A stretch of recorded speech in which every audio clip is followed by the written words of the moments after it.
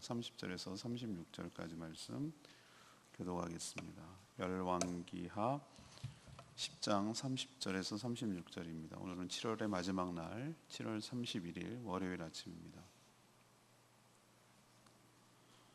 교독합니다. 여호와께서 예후에게 이르시되 네가 나보기에 정직한 일을 행하되 잘 행하여 내 마음에 있는 대로 아합 집에 다 행하였은즉 내 자손이 이스라엘 왕위를 이어 사대를 지니리라 하시니라.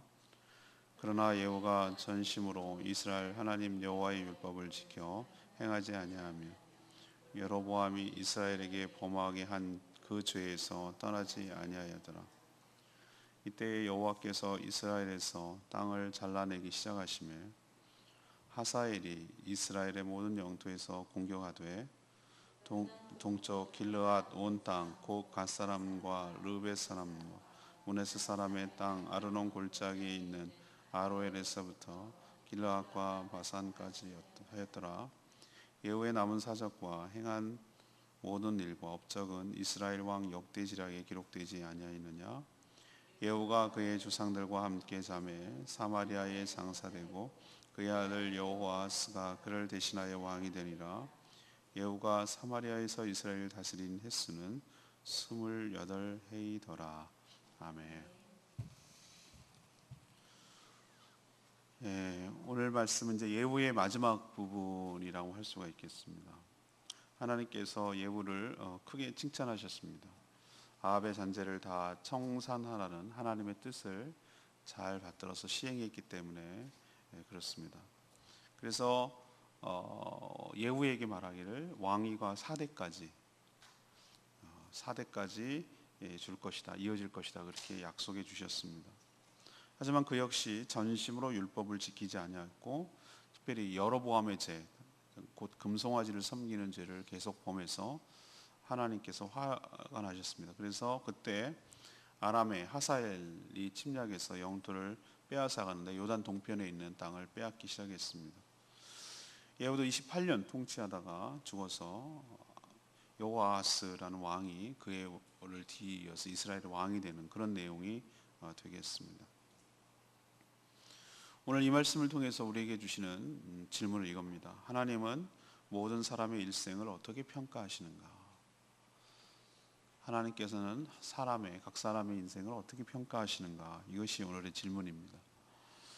첫 번째로 34절에서 36절까지 말씀을 근거로 우리 인생도 종말이 있으며 반드시 결산이 따라온다는 것을 우리에게 가르쳐 줍니다. 예후는 북이스라엘을 28년간 다스렸습니다. 그는 원래 왕이 아니었고 요람의 신하였습니다. 그렇지만 엘리사를 통한 하나님의 사명을 받고 아합 가문을 쳐내는 임무를 마쳤습니다. 쉽지 않은 파란만장한 삶을 살았지만 그 역시 영원히 살지 못하고 죽었고 그의 아들 여호아스가 대신에 왕위에 올랐습니다.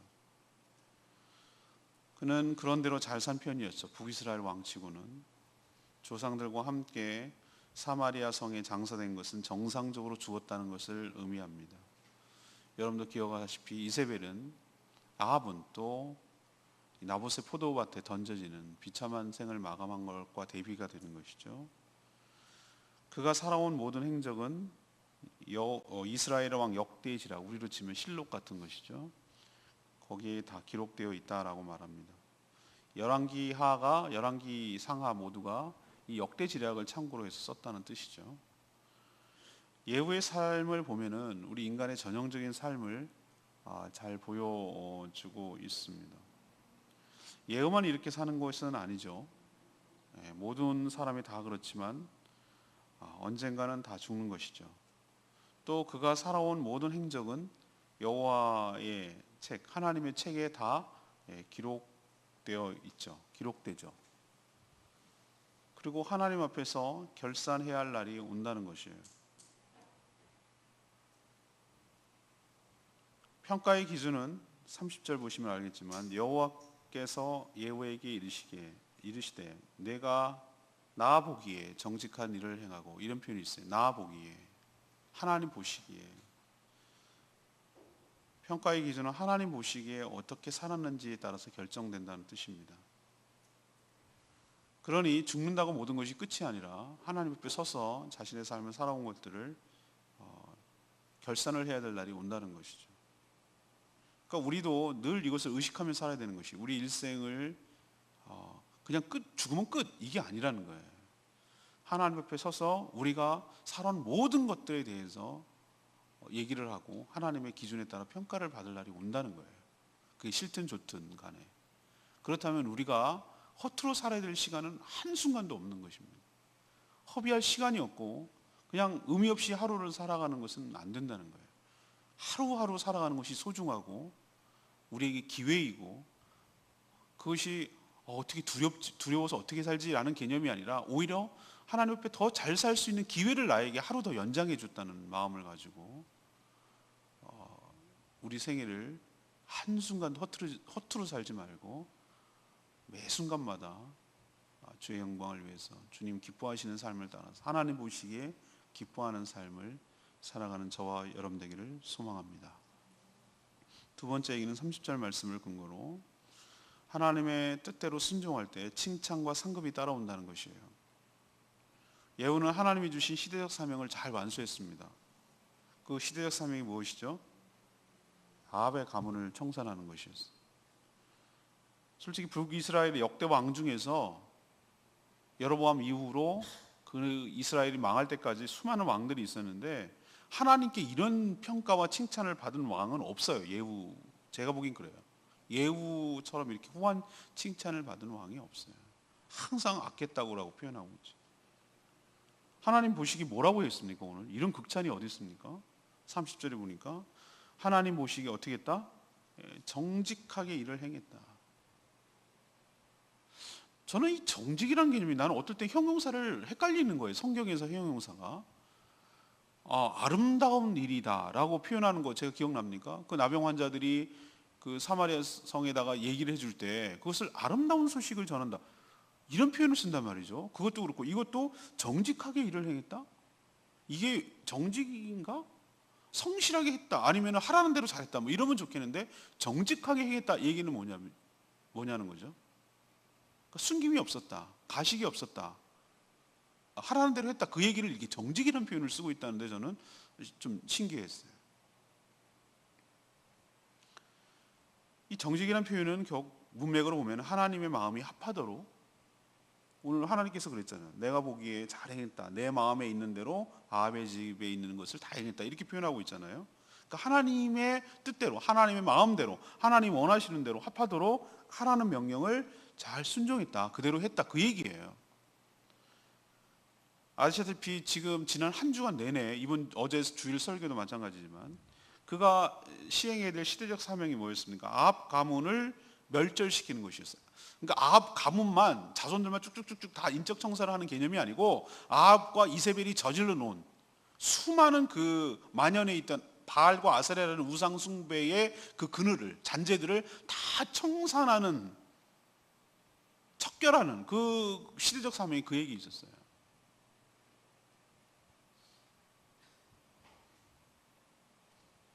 이 한 시대에 말이죠, 어떤 지배를 받느냐에 따라서 그 영향력이 굉장히 오래 갑니다. 우리는 일제 강점기가 35년 동안 지배됐는데 그 일제를 아직도 청산을 못 해가지고 그 후유증이 지금도 남아있어요.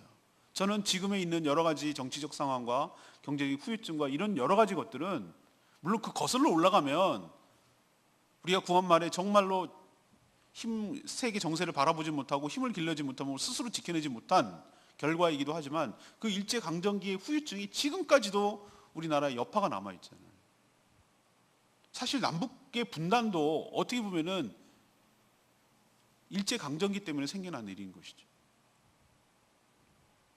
이처럼 한 사람이, 그걸 제가 동영상을 해서 언젠가 설교할까 지금 생각 중에, 에드워드, 미국의 얘기입니다. 한 가문이 정말 부부 사이가 좋고 하나님을 신실하게 섬겨서 그 가문을 역추적을 했어요. 가문, 에드워드 가문과 쭉 살펴봤더니 수많은 인물들이 배치된 거예요.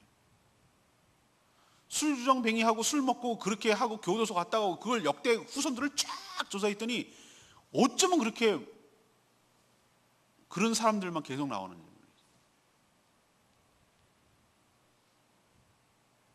사람 하나 잘못 들어오면은 집안이 망하는 거예요. 집안이. 특히 우상을 섬기는 배우자를 만나게 되면은 이건 절단 나는 거예요. 그 후유증이 아주 심각해요. 심각해. 그것을 청산하기까지 어마어마한 에너지와 작업이 들어야 이게 가능하다는, 피비린내 나는 죽어 넘어가는 이런 일들이 있어야 겨우 끝낼 수 있다는 것을 예후의 혁명 과정을 통해서 우리가 여실히 볼 수 있잖아요.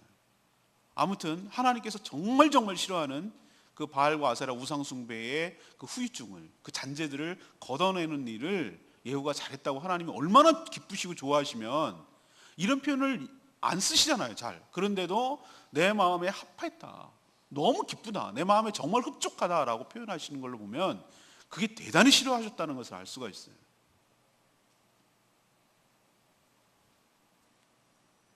그런 인적 청산과 함께 종교 계획을 단행해서 하나님 마음을 흡족해 드렸어요. 하나님 마음에 들어 하시며 시대에 걸쳐서 4대에 걸쳐서 하나님께서 마음에 들어 하셨어요. 그래서 4대에 걸쳐서 이스라엘을 다스리는 왕을 너에게 이어가겠다라고 하셨어요. 반란이 빈번한 이스라엘에서 4대면 한 120년 정도 되는데 120년 넘도록 이렇게 다스리는 것은 굉장한 은택이었어요. 아합 가문도 이렇게 넘어갔거든요. 쉽게 넘어갔잖아요. 오므리 왕조도 끝냈잖아요. 3번에 걸쳐서. 우리가 살아온 인생을 평가하는 분은 오직 하나님이신 줄로 믿습니다. 그 기준은 하나님 보시기에 정직하게 행하여야 된다는 것이고, 또 하나님 마음에 있는 대로 그 마음을 흡족하게 해드리는 대로 살아가는지 여부가 우리 삶을 평가하는 것입니다. 하나님께서 그렇게 하나님 마음을 흡족해 해드리면 거기에 상응하는 상급이 따라올 줄로 압니다. 4대에 걸쳐서 좀 이번 주에 묵상하겠지만 이 예후부터 시작해가지고 왕을 쭉 아들들을 보면은 하나같이 망나니에요. 벌써 망해도 망해야 된단 말이죠. 근데 하나님께서 누구랑 약속을 했죠? 예후에게 4대를 약속해 주셨어요. 그러니까 이 얘네들 밑에 있는 자손들은, 왕들은 누구 덕에 사는 거예요? 하나님의 은혜 덕에 사는 거예요. 예후에게 한 말 때문에 사는 거예요. 저도 그런 생각이 어떨 때 들 때가 있어요. 우리 할아버지, 우리 아버지 이렇게 살아가는데 이 은혜가 정말로 계속 되리라는 보장이 없어요. 정말 한 대 한 대가 하나님 앞에 두렵고 떨리는 마음으로 잘 살아야 우리 자손들도, 귀 창인의 자손들도 이렇게 잘 살 거라는 생각이 드니까 아찔해요. 어떨 때는. 지금까지는 내가 그렇다. 우리 딸도 고백하더라고요. 내가 부모님의 기도발로 지금까지 살아왔노라고. 그런 얘기를 하는데 언제까지 그럴 거냐 말이죠. 언제까지. 내가 하나님 앞에 온전히 살고 내가 바르게 살지 않으면 안 된다는 거예요. 아무튼 우리가 하나님의 마음을 흡족하게 해드리고 그 뜻대로 그 마음을 기쁘게 해드리고 그 뜻을 온전히 정직하게 행할 때 하나님께서 매우 흡족해 하시고 기뻐하시고 큰 상급을 주실 줄로 믿습니다. 마지막 세 번째는 31에서 33절까지 말씀. 하나님을 전심으로 따르지 않을 때 징계가 따라온다는 것을 우리에게 가르쳐줘요. 예후는 하나님의 명령으로 개혁의 도구가 되어서 이스라엘을 새롭게 했죠. 하지만 그의 개혁은 뭐라고 했습니까? 어제 제가 주일 설교 말미에 얘기했죠. 개혁의 주체는 아니었어요. 그는 도구에 불과했어요. 한계를 보이잖아요. 북이스라엘이 처음부터 세워졌던 그 여로보암의 죄를 답습했기 때문에 그러는 것이죠. 여로보암은 성전이 있는 남유다 예루살렘으로 백성들이 자꾸 내려가는 게, 명절마다 내려가고 제사드리러 내려가는 게 굉장히 신경이 쓰였어요. 왜 그렇죠? 영향력을 받을까 봐. 그래서 그것을 막기 위해서 남쪽에는 베델이라는 곳, 북쪽에는 단이라는 곳에 금송아지를 세웠어요. 그리고 그 금송아지를 우상이라고 말하지 않았습니다. 뭐라고 표현했냐면은 여호와라고 표현했어요. 하나님이라고 불렀어요. 그러니까 너희들 여기 있으니까 내려가지 마, 그 뜻이에요. 북이스라엘 백성들에게. 근데 이게 어디서 본 것이죠? 금송아지가? 기억나시잖아요. 광야에서 모세가 출애굽했을 때 시내산에서 계명을 받으러 올라간 사이에 아론이 백성들의 청에 못 이겨서 금송아지 만들어 놓고 여호와라고, 우리를 인도하는 신이라고, 엉뚱한 신이라고 하지 않았어요. 자기들을 인도해낸, 출애굽을 인도한 여호와라고 불렀어요.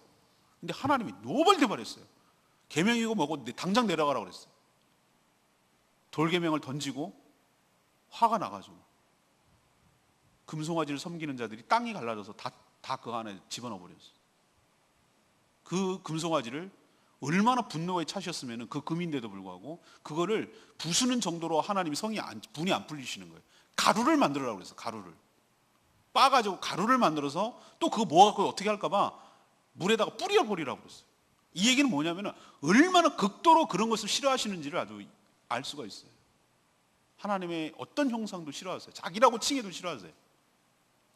근데 그 일을 여전히 했다는 거예요. 왜? 이 북이스라엘은 정치적인 한계예요. 성전이 없으니까 정통성이 없는 거예요. 정통성이. 유다가 2지파밖에 안 되는데도 불구하고 하나님은 유다 지파를 통해 물줄기를 흘러가게 해줬어요. 10지파가 되는 북이스라엘을 버리셨어요. 왜? 정통성이 없어요. 성전 중심, 하나님 중심. 안 되잖아요. 그게. 결국 예후는 아합과 이세벨 시대 때 극에 달한 바알, 아세라 우상 숭배를 척결하는 데는 성공했지만 아합 이전으로, 오므리 왕조 이전으로 돌아간 셈이 되고 말았어요. 그러자 그 결과와 증상이 나타나기 시작하는데 아람 왕 하사엘이 이스라엘을 공격해서 요단 동편 땅을 빼앗기, 국토를 빼앗기 시작해요. 오늘 성경 표본 32절 보세요. 이때에라고 표현하는 것이 있습니다. 왜 이때라고 표현했습니까? 상관관계가 있다는 거죠. 이때가 어느 때입니까? 예후가 전심으로 이스라엘 여호와 하나님의 율법을 지켜 아니한 때 플러스 이스라엘을 범하게 한 그 죄, 여로보암의 죄, 곧 금송아지를 만들어서 백성들을 섬기게 한 죄. 이때 이 두 가지 율법을 성실하게 진심으로 온전히 행하지 않은 때 우상 숭배를 방치한 죄. 이 두 가지 이때가 굉장히 중요한 것이에요. 이때 하나님께서 징계를 하시는데 옆에 있는 아람 왕 하사엘이 쿠데타를 일으켰다고 그랬죠? 예. 베나닷을 뒤집어 엎어가지고 자기가 왕이 됐다고 그랬죠. 그래서 공격하기 시작해요. 원래는 이스라엘 지파가 오른쪽 2지파 반이 요단 동편의 땅을 차지했거든요. 모세 때. 그 땅이 점령당하기 시작하는 거예요. 길르앗 라모처럼. 누구에게 의해서? 하사엘에 의해서. 그래서 뭐라고 표현하냐면은 땅이 나눠지기 시작한다는 표현 보이시죠? 예, 땅이 나눠지겠다고 그랬어요.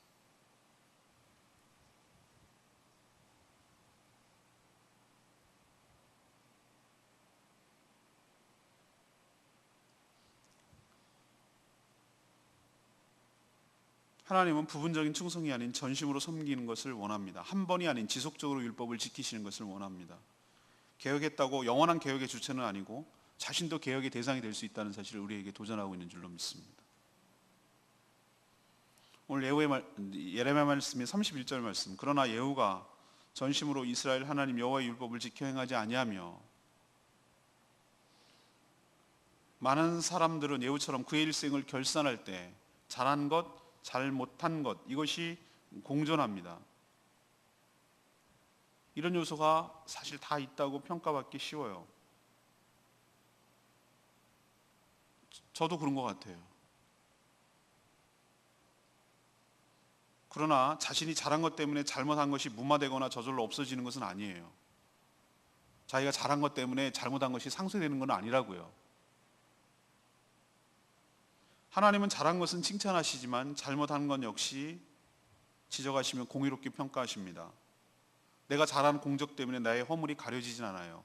우리의 허물이 가려지는 것은 오직 예수 그리스도의 보혈과 의로움만이 우리에게 유효하고 우리를 허물을 죄를 가려주는 줄로 믿습니다. 그러니까 착각하면 안 된다 이 말이에요. 우리가 천국에 가는 것은 예후로 치자면 바알과 아세라와 그 아합 가문을 멸절했기 때문에 천국에 가는 것이 아닙니다. 그 뒤에 보면은 이 죄로도 충분히 지옥에 갈 수 있기 때문에 그런 것이에요. 우린 자꾸 무엇을 했기 때문에 어떻다라고 평가하는데 그게 아니에요. 우리가 한들 하나님이 하시라고 했고 하나님이 하실 힘을 주셨고 하나님께서 사람을 붙여주셨고 때를 만나게 해주셨고 예후가 혁명을 일으키는 과정 보면 이거는 그가 했다고 볼 수가 없어요. 하나님께서 어쩌면 그렇게 딱딱딱딱 만날 만한 사람 만나고 지혜를 주실 것을 지혜를 주시고 해가지고 그것을 완수하도록 하나님께서 다 깔아놓으시고 다 감독하시고 연출을 다 하시고 예후는 그냥 주연만 하는 것처럼 보여요. 주연이 영화를 이끌어가는 것처럼 보이지만 그 모든 것을 세팅하고 다 준비하고 뒷돈 대고 다 하는 것은 감독이 제작자가 하는 거잖아요. 물론 연기를 잘해야죠. 그래야 빛이 나니까. 그러나 그 영화가 살려고 상영이 되기까지 수많은 배우의 노력이 아닌 수많은 뒤에 있는 사람들이 있다는 거죠. 그러니 잘난 척할 이유가 없어요. 그래서 제대로 된 배우는 황점처럼 그렇게 얘기해요. 내가 숟가락 하나 오늘, 그 말이 맞아요. 자기가 무슨 빚이, 자기 어떻게 혼자 영광을 얻습니까? 수많은 고생한 스태프들, 투자한 제작자들, 잘 연출하는 감독들, 수많은 자들이 있었기 때문에 자기가 있는 것이, 자기가 어떻게 영광을 독식하냐 이 말이에요. 여러분도 착각하면 안 돼요. 내가 열심히, 저도 마찬가지고 하나님께 충성하고 하나님께 열심히 하고, 그래서 하나님이 베풀어 주신 은혜와 기회와 은총에 비하면 이건 세 발의 피고 아무것도 아니라는 거예요. 아무것도 아니고 하나님 그것을 오히려 어여삐 여겨주시는 것이 오히려 황송할 따름이에요. 우리의 허물에 비하면, 죽어마땅한 허물에 비하면 이건 아무것도 아니에요. 그 뭐야, 이러나 저러나, 그게 아니죠. 죽어마땅한 죄인이건만, 정말로 잘한 것 없고 부족하지만 하나님께서 우리를 긍휼히 여기시고 불쌍히 여기시고, 우리가 한 것을 의로움의 근거로 삼아주시지 않고 오직 예수 그리스도의 보혈이 우리의 유일한 의로움의 근거가 되는 줄로 믿습니다. 그 의로움을 우리에게 덧입혀 주시고, 우리가 예수 안에 있음으로 인해서 예수 그리스도의 의로움이 우리에게 전가되고, 우리를 바라보실 때 예수 그리스도의 의로움처럼 동일하게 여겨주시기 때문에, 그렇기 때문에 우리가 하나님의 나라 갈 수가 있고 당당한 자격을 얻을 수 있고 그 은혜와 은택을 얻게 될 줄로 믿습니다. 그러니까 착각하면 안 된다 이 말이에요. 오늘 질문은 뭐였습니까? 하나님은 모든 사람의 일생을 어떻게 평가하십니까? 이것이 오늘의 질문이에요. 우리도 살아온 모든 것들, 언제 죽을지 모르지만 하나님 앞에 설 날이 올 줄로 압니다. 설 겁니다. 그리고 평가받을 겁니다. 싫든 좋든, 믿든 안 믿든 간에. 우리가 기억해야 될 첫 번째 사실은 무엇입니까? 우리 일생도 반드시 뭐가 있고? 종말이 있다는 것. 그리고 종말 뒤에는 뭐가 따라온다는 것? 결산이 따라온다는 것, 평가가 따라온다는 것. 늘 기억하시고 두렵고 떨리는 마음으로 우리의 모든 일거수일투족이 뭐가 기록이 있다?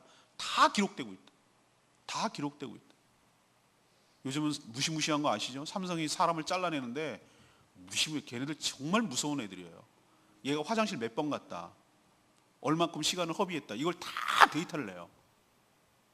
그래가지고 딱 들이밀어요, CCTV를. 그래서 잘라내요. 아무 말도 못하게. 그 정도예요. 그 정도. 그러면은 하나님께서 만약에 하시려고 한다면 여러분의 삶을 CCTV 정도겠습니까? 불꽃 같은 눈으로 여러분의 삶을 처음부터 끝까지 다 하는데 하나님 기억장치가 모자랄까요? 예, 충분히 가능하다는 얘기예요. 하나님. 그러니 우리의 삶은 모두 노출되어 있다. 그리고 우리의 살아가는 모든 것들은 다 투명하다. 유리알 같다. 유리알. 우리 구피 이렇게 쳐다보면 유리 그릇에 이렇게 있으니까 다 보여. 다. 지가 숨으면 어딜 숨어. 수초 밑에 숨은들 다 숨었네, 보이네, 다 보이잖아요. 우리가 그런 상태로 살아간다는 생각을 가지고, 역사의식을 가지고 살아갈 때 하루를 살더라도 흐트러 살지 않고 하나님을 경외함으로 살게 될 줄로 믿습니다. 그걸 위축하라는 의미가 아니라, 위축되라는 의미가 아니라 오히려 나에게 하나님께서 선하게 주의 뜻을 이룰 기회를 주셨다는 의미로 바꾸시라는 의미죠. 두 번째 얘기는 뭡니까? 우리가 하나님의 뜻대로 뭐 할 때? 순종하고 그 뜻을 받들어 섬길 때 하나님께서 뭐예요? 흡족해 하시고 마음에 들어 하시고 칭찬해 주시고, 그리고 더불어 상급도 허락하여 주실 줄로 믿습니다. 세 번째는 뭡니까? 그렇지만 그거 했다고 해서 전심으로 따르지 않는 것이 상쇄되는 것은 아니고, 역시 전심으로 따르지 않고 죄를 범하고 우상숭배를 따를 때 반드시 뭐가 따라온다? 그때에 뭐가 따라온다? 징계가 따라온다는 거예요. 징계가 따라. 그걸 눈치를 채야 돼요. 이때에 하사엘이 침공하여 동편을 이걸 딱 감지를 해야 돼요. 왜 그런가? 오늘 말씀대로 살아가는 저와 여러분 되기를 소망합니다. 오늘 말씀 붙들고 기도하기 전에 찬양집 252장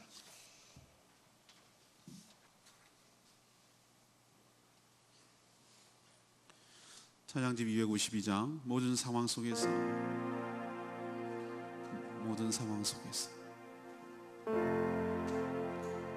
내 마음이, 내 영혼이 확정되었어.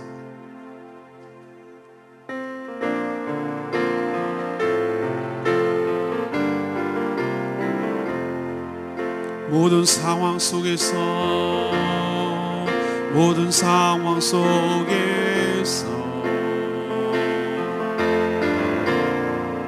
주를 찬양할지라.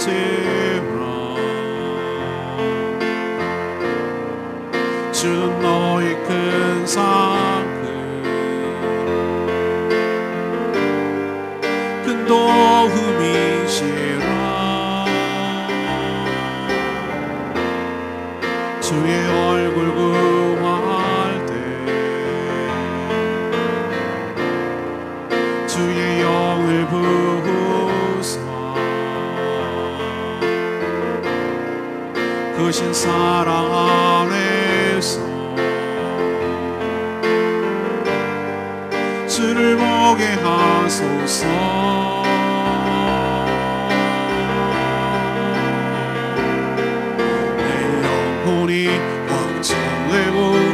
걱정되어 싸우니 믿음의 눈으로 주를 바라봅니다.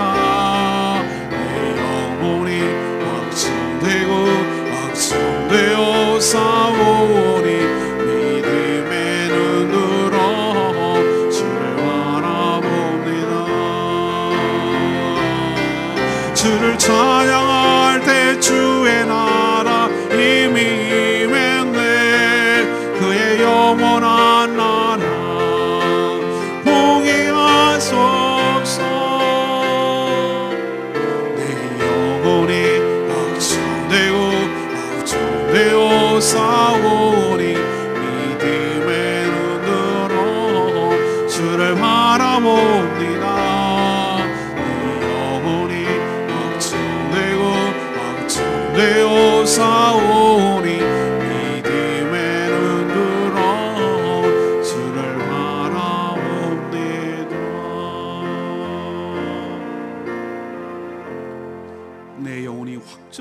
확정되었사오니 하나님을 향한 마음 확정됐습니다.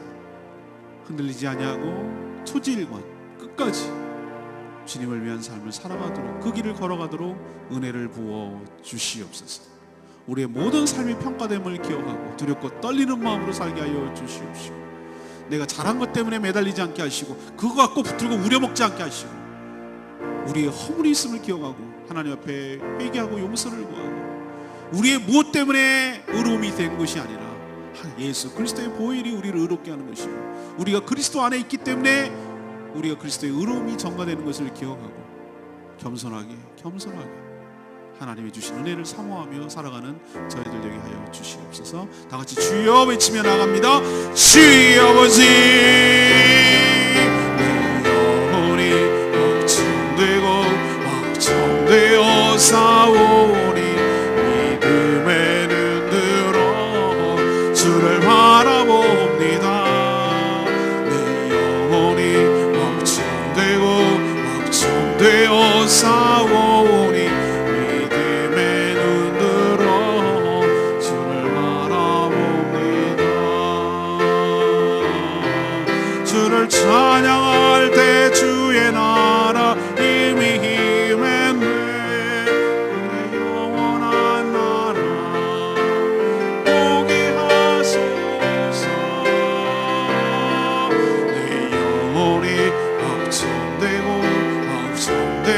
싸우니 믿음의 눈으로 주를 바라봅니다. 내 영혼이 걱정되어 싸우니 믿음의 눈으로 주를 바라봅니다.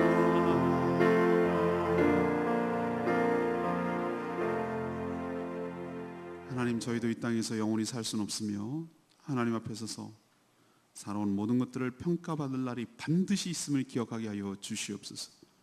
예후처럼 하나님이 주신 시대적 사명이 무엇인 줄 깨달아 온전히 감당함으로 하나님의 마음을 흡족하게 해드리며 살게 하여 주시옵소서. 하지만 전심으로 율법을 지키지 않아 어려움을 겪지 않게 하여 주시옵소서. 한 번의 순종함이 허물을 덮을 수 없음을 기억하고 오직 전심으로 하나님 말씀에 순종하며 살게 하여 주시옵소서. 오직 그리스도의 보혈로 덮어주시고 그의 의로움에 힘입어 거룩하게 주 앞으로 나아가게 하여 주시옵소서. 오늘부터 시작되는 여름 성경학교를 축복하시고 참여하는 모든 어린이들마다 심령마다 은혜를 경험하게 하여 주시옵시고 기도를 주제로 나아가오니 이들이 기도를 알 뿐 아니라 실제로 행해서 기도하는 어린이 기도의 줄을 붙드는 어린이들 다 될 수 있도록, 그래서 하나님의 은혜와 사랑과 축복을 받아가며 살아가는 복받은 인생 되도록 은혜 베풀어 주시옵소서. 수고하는 모든 분들 주님 복 주시고 하늘의 상급으로 갚아주시고 주님을 기뻐하시는 삶을 살게 하시되 그것이 공이 되지 않도록, 자랑이 되지 않도록 늘 겸손하게 베푸신 사랑과 은혜에 감사한 마음으로, 그것을 보답한 마음으로, 그 은혜에 고마워하는 마음으로 의당 마땅 당연하게 하나님 앞에 행하게 하여 주시옵소서. 오늘 하나님 앞에 엎드려 간구하는 기도 제목마다 응답하여 주시옵시고 주님께서 홀로 영광 받으시며 지켜주시옵소서. 주님께 모든 것 맡겼고 예수 그리스도의 이름으로 축복하며 기도합니다. 아멘. 오늘 내일 여름 성학교 진행되는데 잘 감당하기를 원합니다. 방송은 오늘은 생방송, 내일은 녹음입니다. 오늘 문자 보내시면 방송됩니다. 오늘 하루도 이 한 주간도 여름 잘 지내시고 승리하시기를 바랍니다. 기도하겠습니다.